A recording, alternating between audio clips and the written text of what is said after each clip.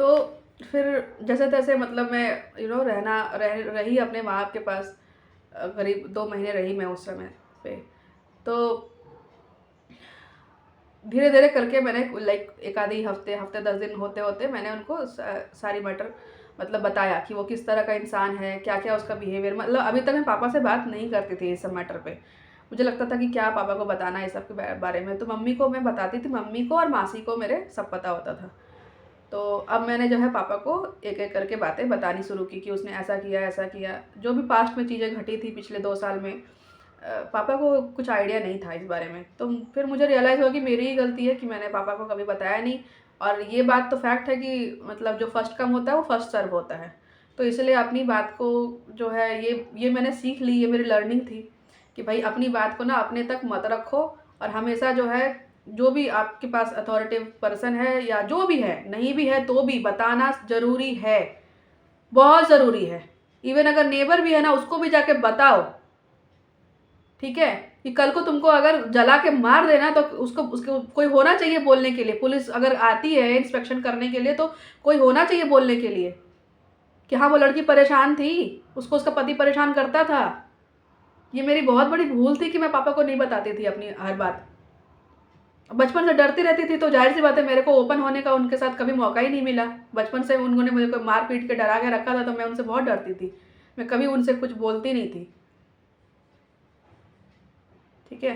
तो बताया मैंने, बताने के बाद फिर पापा को लगा कि जो है अब कम से कम मैंने बोला कि आप कुछ करो चाहे मत करो, क्योंकि मेरा शादी है, मेरे को पता है कि ये मेरा लाइफ का हेडेक है, मैं कैसे करूँगी मुझे नहीं मालूम। बट आप बस इतना करो कि उसका बात मत सुनो। इतना तो आप कर सकते हो ना। और अगर आपको फिर भी वो फ़ोन करके मतलब बोलने की कोशिश करता है, कंप्लेन करने की कोशिश करता है ना, तो आप उससे पूछो, जो कि मम्मी करती है। जैसे मम्मी करती है, मम्मी पूछती है कि अगर उसने ऐसा किया तो फिर आपने क्या किया? आपने भी तो कुछ बोला होगा ना, तभी तो वो कुछ बोल रही है। आपकी बहन ने कुछ करा होगा ना, तभी तो वो कुछ कर रही है। वो कोई पागल तो है नहीं कि सुबह सुबह उठी और लग गई चिल्लाने। ऐसा तो नहीं करती है वो, ऐसा तो कोई नहीं करता है। तो कुछ तो हुआ होगा, आप पूरी बात बताओ। तो या तो आप सुनो ही मत, और अगर सुन रहे हो तो फिर पूरी बात सुनो। उसके साइड उसने क्या क्या किया वो उससे पूछो, क्योंकि वो अपनी बात कभी नहीं बताता है, ठीक है। तो सेम वही हुआ, 10-15 दिन 20 दिन ऐसे बीता। उसने फिर पापा को फ़ोन किया। अब उस आदमी से ना रहा भी नहीं जाता है। अब मैं तो बात कर नहीं रही, कोई बात नहीं कर रहा। मम्मी मम्मी तो करेगी नहीं वैसे भी। पापा से पापा ही मेरे फ़ोन वोन नहीं कर रहे, कुछ नहीं, कोई बात नहीं, मतलब कोई कनेक्शन नहीं था। अब उसके पेट में खाना भी नहीं पच रहा कि ये लोग तीनों मिलकर के क्या कर रहे हैं। मेरे खिलाफ कोई षड्यंत्र तो नहीं कर रहे। उसको शांति भी नहीं है उतने में भी। घर से निकाल दिया, भगा दिया, फिर भी शांति नहीं है, ठीक है। तो पापा को फ़ोन कर रहा, तो पापा ने जो है शायद ऐसे ही कुछ बात किया जब मैंने इनको सिखाया था कि या तो आप उससे वही काउंटर क्वेश्चन करो। तो पापा ने जब काउंटर क्वेश्चन किया तो उसका दिमाग ठनक गया, ठीक है, एकदम सीधे लाइन पे आ गया तुरंत, ठीक है। और इसीलिए कहते हैं कि बच्चों के सर पे क्यों गार्जियन का हाथ होना ज़रूरी है। जो बाहर जो लोग हैं ना, ये वल्चर्स हैं, गिद्ध, ठीक है, आपको नोचने के लिए बैठे रहते हैं।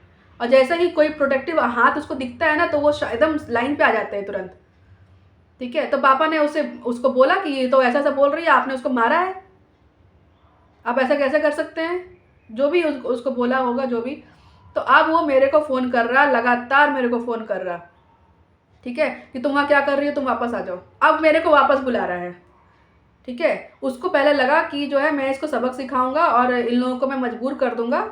जो भी उसकी कंडीशन है, जॉब करवाना है या जो भी उसकी चाहत है, उसकी मैनिफेस्टेशन है, उसकी जो जो भी इच्छाएं हैं, वो मेरे को डोमिनेट करके, मेरे को बुली करके वो पूरी करवाएगा। लेकिन जब वो समझ में आ गया कि ऐसा कुछ नहीं हो रहा है, उसका प्लान फेल हो रहा है, अब प्लान बी पे आ गया, ठीक है। और ऐसे लोगों के पास जो मैनिपुलेशन करते हैं ना, इनके पास हमेशा सेकेंड ऑप्शन प्लान होता ही है। अब इसका प्लान बी चालू हो गया कि जो है अब इसको वापस बुलाओ, ठीक है, वापस बुलाओ। तो अब जो है मेरे को वापस बुलाना शुरू किया। तो अब मम्मी को बड़ा मतलब ये हो गया कि भाई ठीक है, जब बुला रहा है तो फिर चलो। तो मैंने बोला भाई मेरे को फिर से मारपीट किया तो क्या मैं यहाँ पर डिलीवरी नहीं करा सकती? तो मम्मी ने मेरी मना कर दिया कि नहीं, जो फैसिलिटीज़ तुमको दिल्ली में मिलेगा वो तुमको यहाँ कहाँ मिलेगा, जो भी अपना आलतू फालतू रीज़न दे करके। मैंने बोला चलो ठीक है। मैं समझ गई थी कि यहाँ पे भी मेरा कोई नहीं है। ठीक है। तो मम्मी ने बोला कि कोई बात नहीं, वहाँ पे हम लोग जाएंगे, तुम्हारा डिलीवरी वगैरह करा के फिर मैं वापस आऊँगी। मैंने कहा ठीक है। हालांकि उस मतलब मेरा 7th मंथ चल रहा था उस समय। 6th मंथ, हाँ 6-7 मंथ चल रहा था। हाँ, तो फिर हम लोग वापस आए। मतलब उस टाइम पे मेरे को था कि ट्रैवल करने का मेरा बिल्कुल मन नहीं था, बहुत मतलब पेन जैसा रहता था। लेकिन चूँकि मम्मी जो बोलेगी पापा वही करेंगे, उस टाइम पे ऐसा था। मेरा तो कोई सुनने वाला नहीं है, ठीक है। अब मम्मी ने मना कर दिया कि यहाँ पर डिलीवरी नहीं होगा, डिलीवरी वहीं पे होगा, ठीक है। तो फिर ठीक है, चले वहाँ पे हम लोग। तो आगे की कहानी बताती हूँ फिर।